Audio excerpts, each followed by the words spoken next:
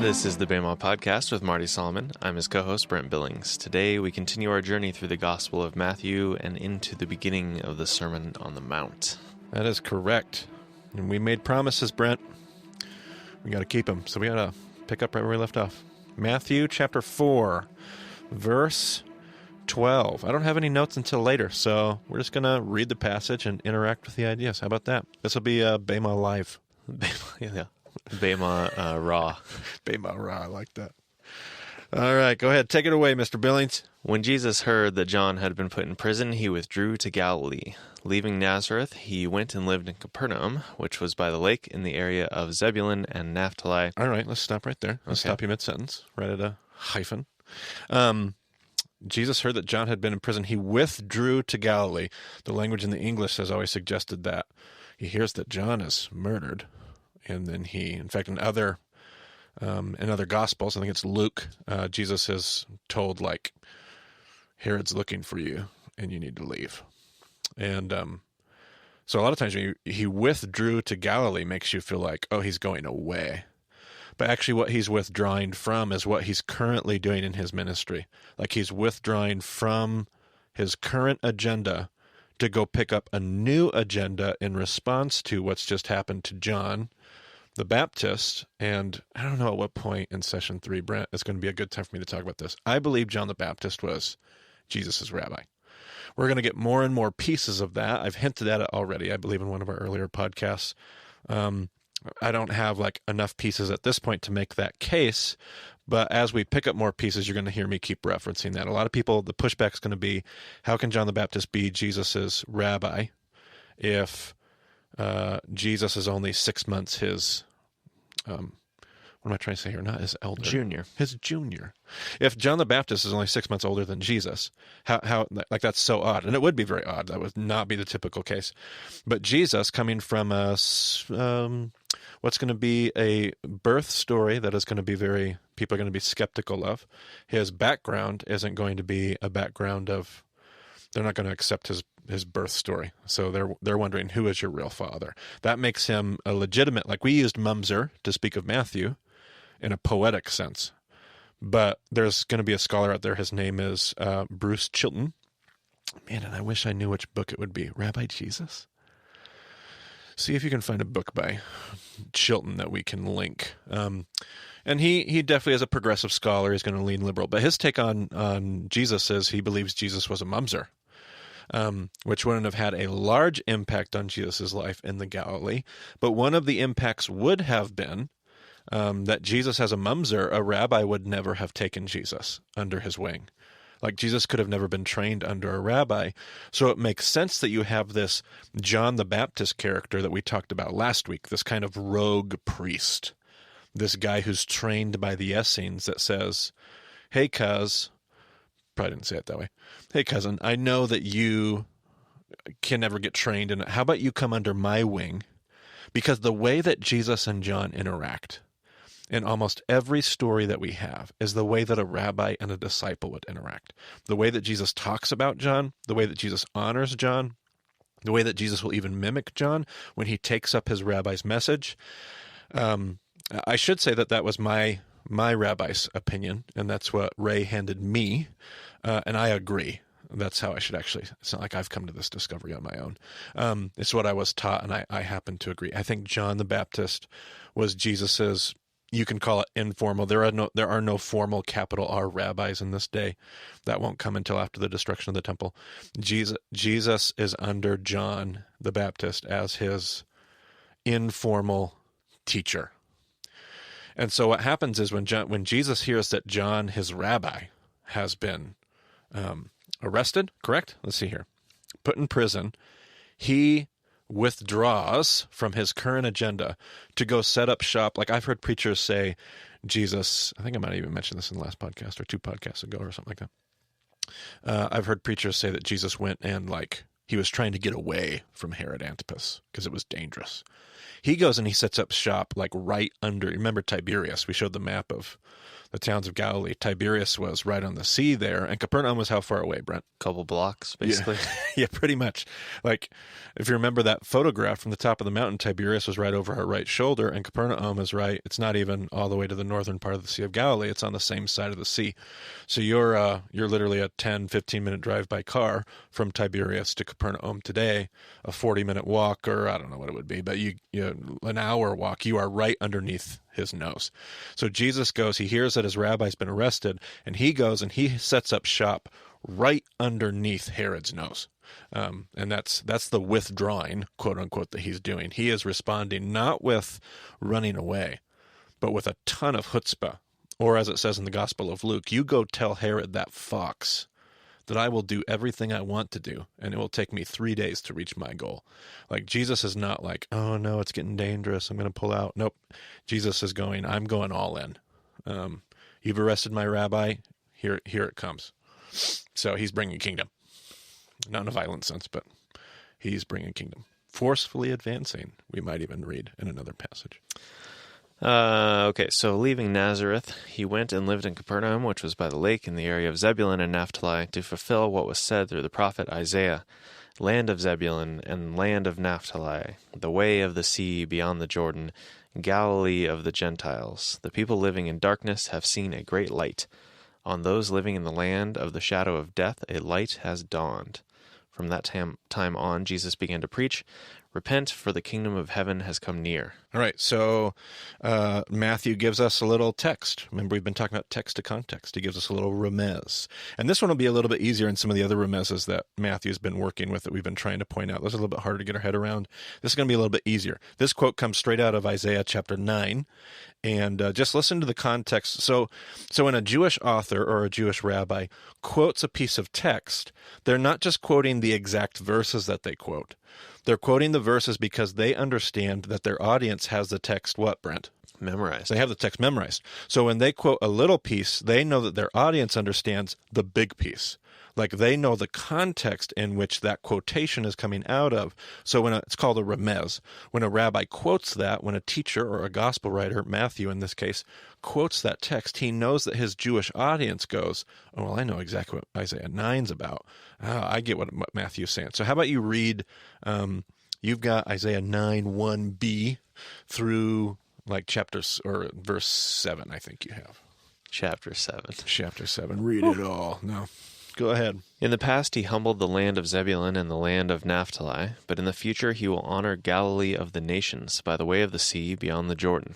The people walking in darkness have seen a great light. On those living in the land of deep darkness, a light has dawned. Okay, so the original readers are going to hear this passage quoted and go, oh yeah, I know about that. That's when Isaiah was talking about how God humbled this land. Like, Jesus just moved to Capernaum into the territory of Zebulun and Naphtali.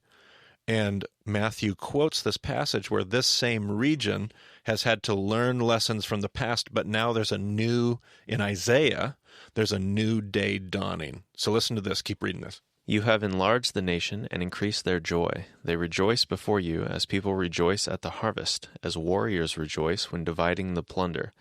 For as in the day of Midian's defeat, you have shattered the yoke that burdens them, the bar across their shoulders, the rod of their oppressor.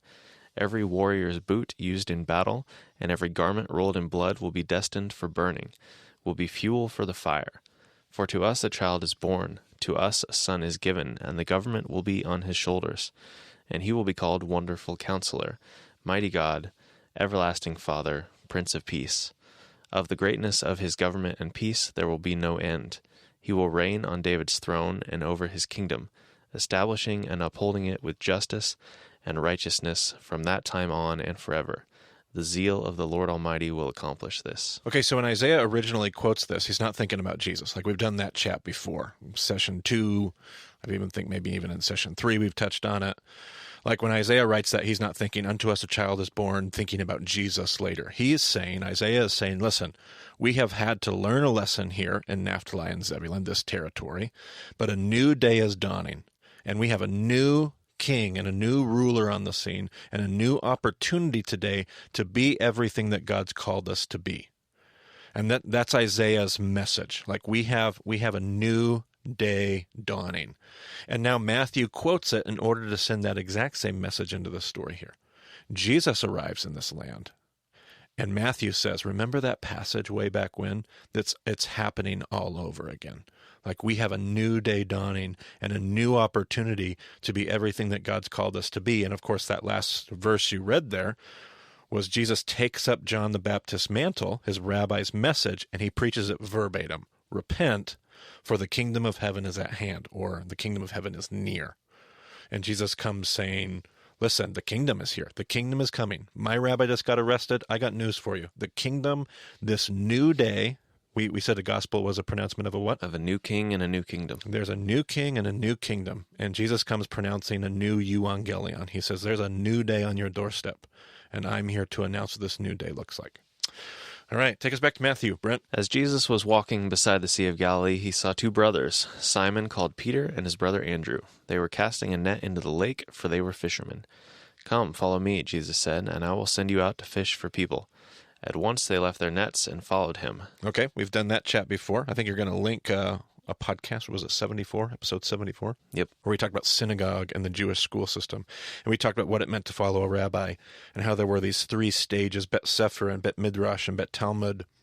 And there were these stages of Jewish schooling where eventually what you were working towards was a time when a rabbi would look at you and say, come follow me. You would apply to follow a rabbi. A rabbi would say, come follow me. You have what it takes.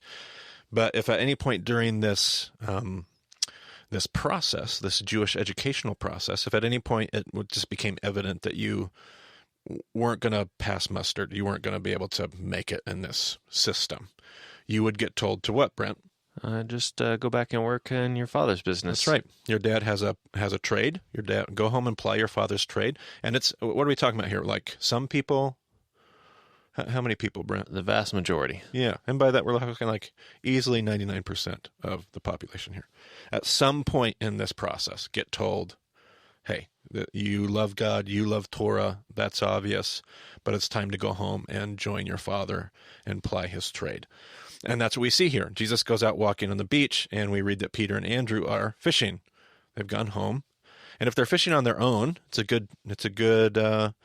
there's a safe assumption that they're probably older than 13 years old. They've been bar mitzvahed. They're out on their own working their dad's profession. But that they're still probably not very old at all. And we've done that chat already before as well. And we might touch on it some more by the time we're done. But go ahead and keep reading this next little subparagraph, and we'll see what comes up here. Going on from there, he saw two other brothers, James, son of Zebedee, and his brother John. They were in a boat with their father Zebedee, preparing their nets. Jesus called them, and immediately they left the boat and their father and followed him. Okay, in this case, they're in the boat with who, Brent? With their father. Okay, with their father. Now, this means, we can't say this for absolute certainty, but cultural context would imply here, if they're in the boat fishing with their father, they probably have not been bar mitzvahed yet. They have not hit 13. They have not been turned over to just work apply the father's trade as an adult on their own. So James and John could be, 12, 13, 11. I don't know. The context here is so helpful for me to start to get my head in the right kind of space and have the right kind of mental pictures here. But Jesus goes walking out on the beach, and he's been probably watching these guys. It's probably not the first time they've met Jesus.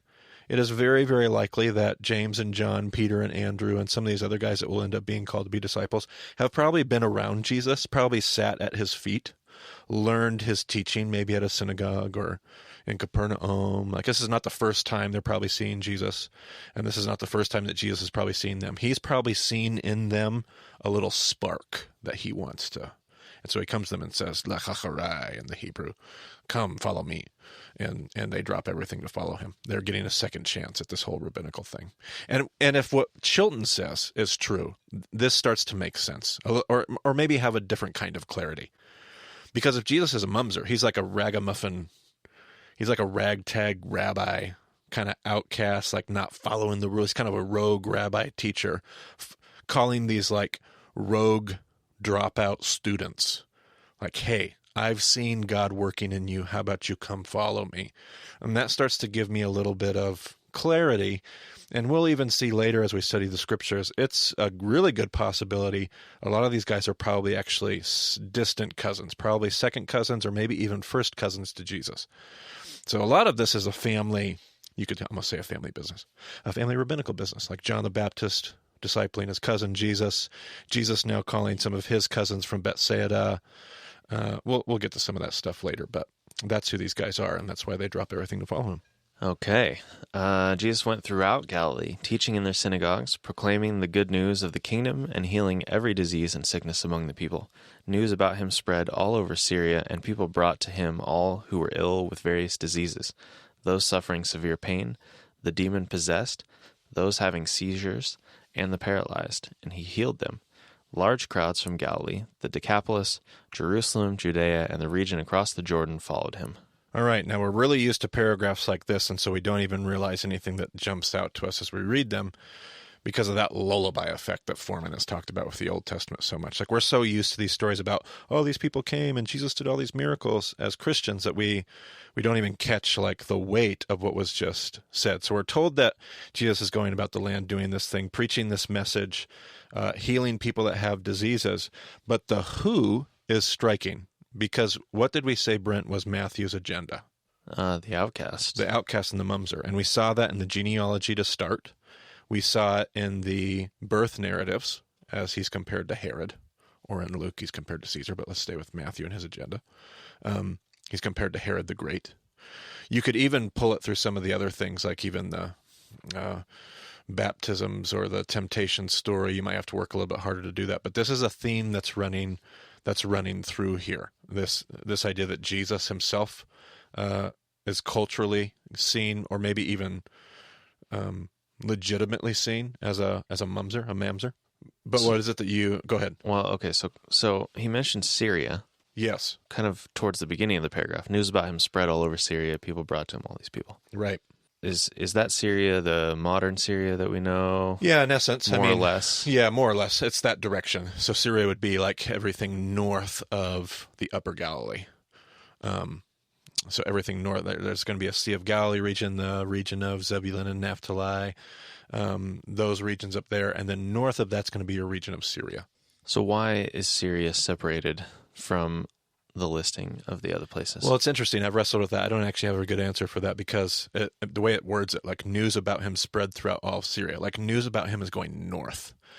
And if I had to guess, I would actually say there's probably something in the text that I just haven't thought of yet. There's some reference to word going north, the light. It's just talked about Isaiah 9 and the word of the, excuse me, I don't know why I'm blanking on this, but a light being dawned, the land of Zebulun, the land of Naphtali.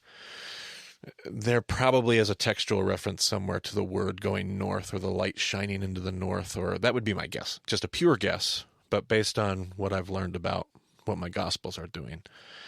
That would, because it is right. You've noticed something like we used to do in session 1. Like, what are the problems? What's the thing that stands out to you?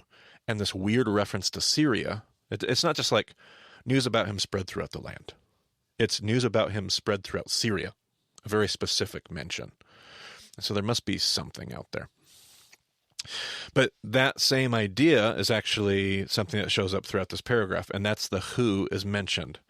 So if we look at this, what you read us, Brent, we have large crowds from the Galilee. Okay, that would be expected because we looked at the map. Who's the Galilee going to be?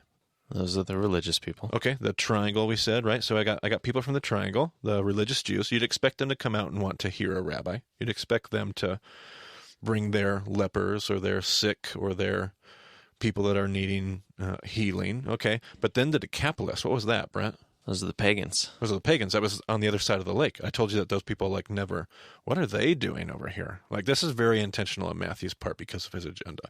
How about Jerusalem? Okay. Who might be in Jerusalem? More religious people, the priests Okay. specifically. We might have a Sadducees. How about Judea? That's just the southern portion of Israel, right? Southern portion of Israel. More religious people, but Herodians, maybe? Herodians, yeah. And we haven't pulled this apart a lot, but Judea and Galilee despised each other. They would have referenced each other by spitting on the ground. Like they had this disdain, Galilee being the rough redneck, charismatic fringe fanatics, and Judea being the academic, trained, ivory tower type mindsets. So you've got, you literally have everybody. Is this dating all the way back to when the kingdom split? This would be, I've never even done any study to see if there's any roots there.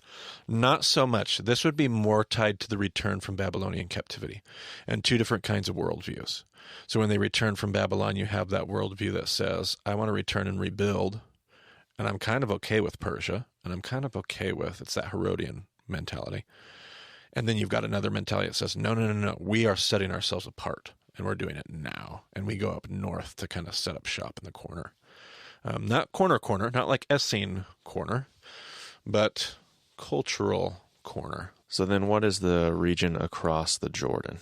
What is that referring to? So that region beyond the Jordan can be, people might argue it might be a couple different things. It's usually the area, because across the Jordan is the Decapolis, and that Decapolis is going to go all the way down to what is Jordan today, modern-day Jordan.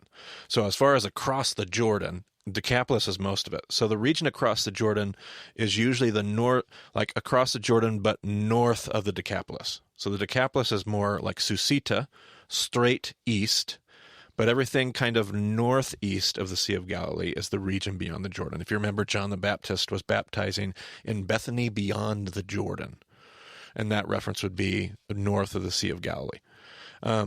Or Bethabara, I think the King James even said, but that's all the region across the Jordan. So in a sense, you might even be able to say the Zealots. I'm not sure if that's what Matthew is referencing, but that is the region that Gomla sits in. But at any rate, you look at this paragraph and you go, whoa, this is a mishmash group of people. Like, these are groups of people that do not hang out together. They do not attend the same barbecues.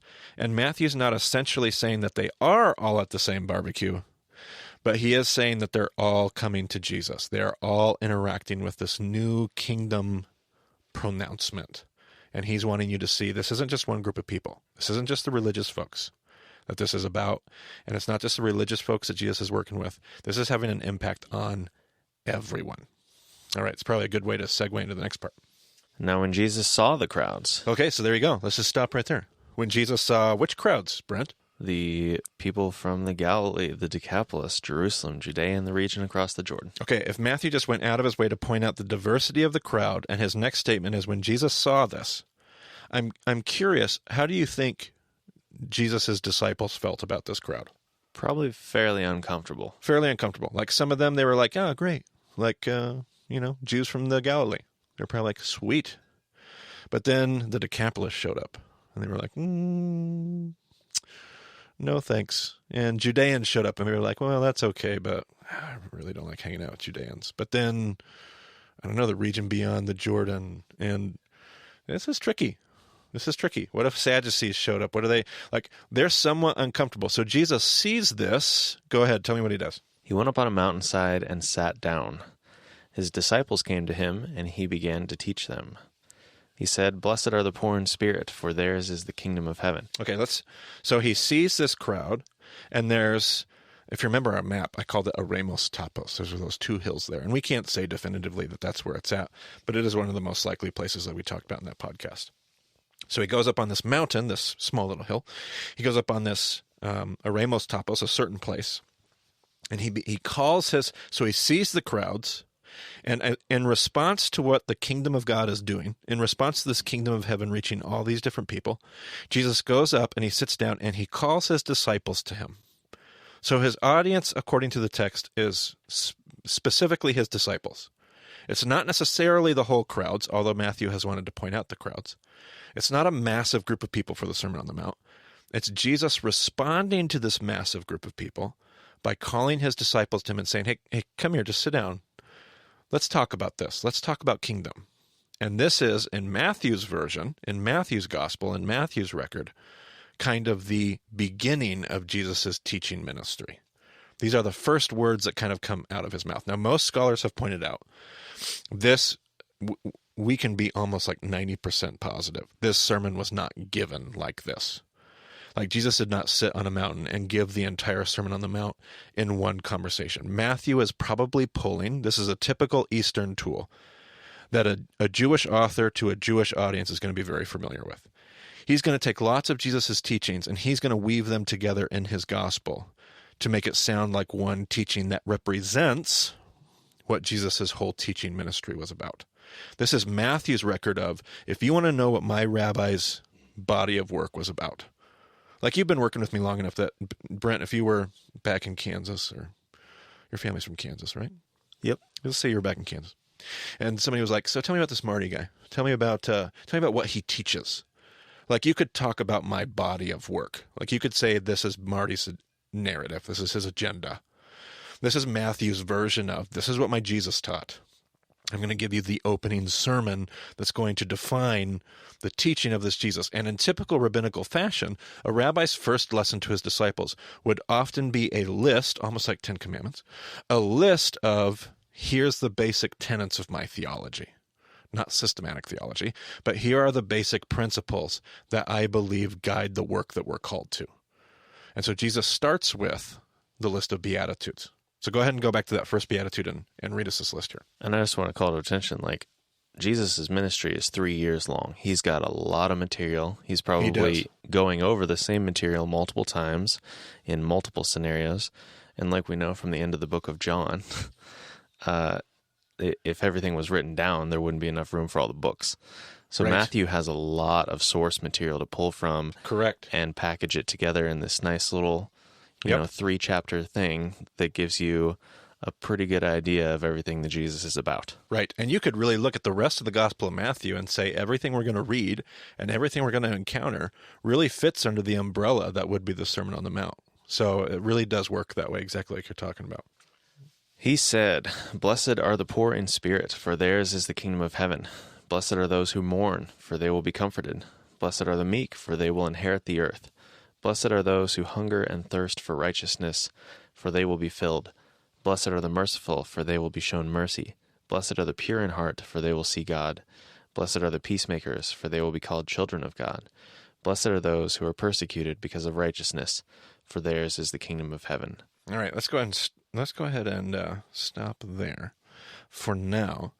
I've heard a lot of sermons on the Beatitudes, and a lot of them talk about the Beatitudes as like this list of things that Jesus need to like aspire to.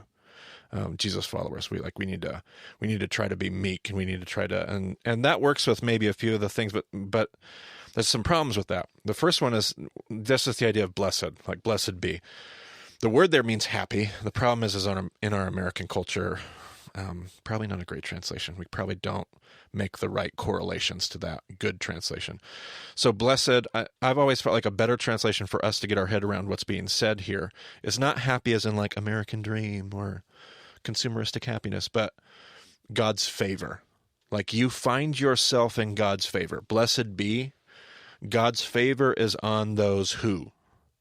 And if this is a list of things that we're supposed to aspire to, then what this becomes is God's favor rests on somebody else. Like when I'm meek, that's when God's favor will rest on me. When I finally am pure of heart, that's when God's favor will rest on me. When I'm finally hungering and thirsting for righteousness, that's when God's favor will rest on me. When I finally am blank, then I will find the blessing of God. But not only does this run counter to everything else that Jesus is going to teach us, but the reasoning doesn't work with all the statements. Like consider the term poor in spirit. Does that sound like Brent, does poor in spirit sound like a desirable condition to find yourself in? Not particularly. Or how about mourning? I mean, there's a time and place for it, I suppose. Right. But what you want to pray for or aspire to? Yeah, not typically. Not typically. Like, is Jesus really telling us, like, what we're supposed to do is pursue a state of mourning? Because that would be kind of weird, and it would seem just not fit some of the other stuff we hear. Yeah, but we should hunger and thirst for righteousness. Yeah. Like, there's some of these things. So, like the first half of this list are really hard to make that whole reasoning work with. Poor in spirit, mourning, and meek. The word meek is a word that speaks of somebody who has the ability to stand up, has the ability to make a move, and chooses not to. Puts their power under restraint, voluntarily, typically. That's meek. Sometimes it can even be used of oppressed peoples. Like there are people that have power, but that power has been oppressed and pushed down and marginalized. That's meek. By the way, a great reference that we will link in the show notes, Dallas Willard. Divine Conspiracy, basically a big, huge book, but not a hard read, not a difficult read. It is a whole book on the Sermon on the Mount. He basically will walk through the Sermon on the Mount. Unbelievable source. Actually, better than my podcast. Just read that book and fantastic. Really, really good. Come back next episode. And then come back when we're done. Yeah, no, it's really, really good. So I really recommend it. But he suggests that the Beatitudes are, in fact, not a list of things to aspire to, but pronouncements of God's blessing on all the people that the world thinks are missing out. I mean, just consider like our knee-jerk reactions. If you're poor in spirit, what is poor in spirit?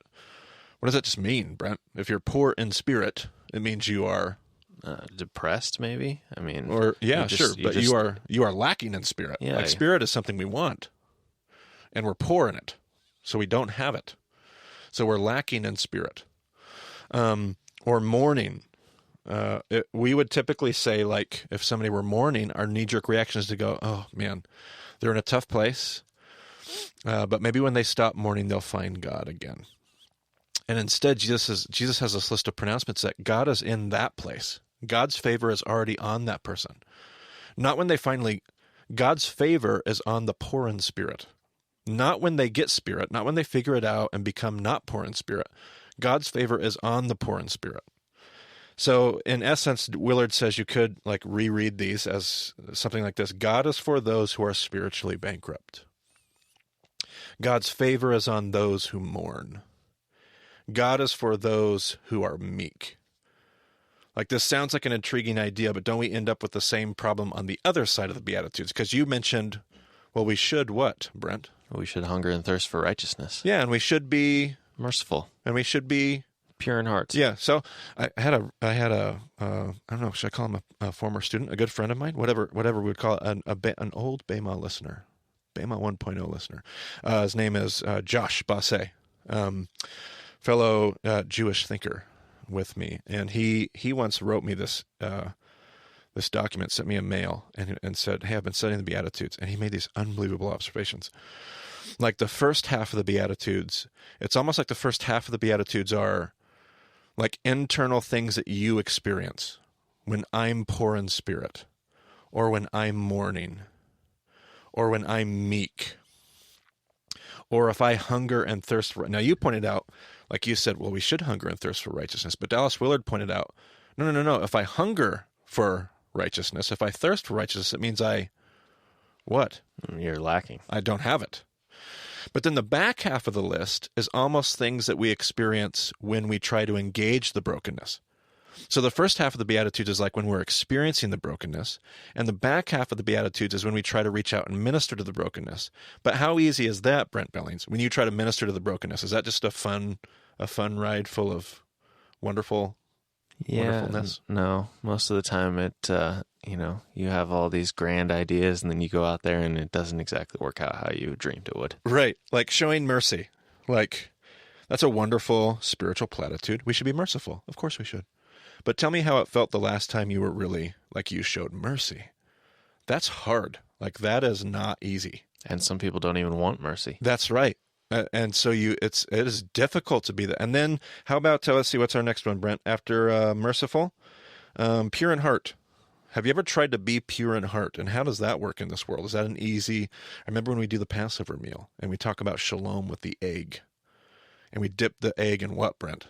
Salt. Because salt water yeah. represents what? The bitterness of sin. The tears, right? Because pursuing wholeness is going to be hard work. There's going to be tears involved. Pure in heart, that's not full of like rainbows and unicorns and Care Bear. Like this is tough stuff. Let's see here. What about peacemakers? That's a fun position to be in because everybody hates you. Both parties can't figure out why you're not on their side. Like peacemaking, Willard points out, this is not a list of fun places to be, which is why it ends with, blessed are those who are persecuted, right? Because you have a front half of the list and you have a back half of the list. By the way, Brent Billings, if I say there's a front half of a list and a back half of the list, what are we smelling? Smells like a chiasm. Smells like a chiasm to me. If you can smell a chiasm. Oh, man. And if that happens and you have two things sitting at the center of this chiasm, Obviously, the poor in spirit and persecution, they parallel each other. Those who mourn and peacemakers parallel each other. The meek and the pure in heart parallel each other. And the two in the center become hungering and thirsting for righteousness and mercy. And if it's true that this is in fact chiastic, then Jesus' point of his list of Beatitudes is, if you truly hunger and thirst for righteousness, I'll tell you the way to experience righteousness is to be merciful. A true hunger and thirst for righteousness, done correctly, will lead you to mercy. Now, we've said the word for righteousness is what, Brent?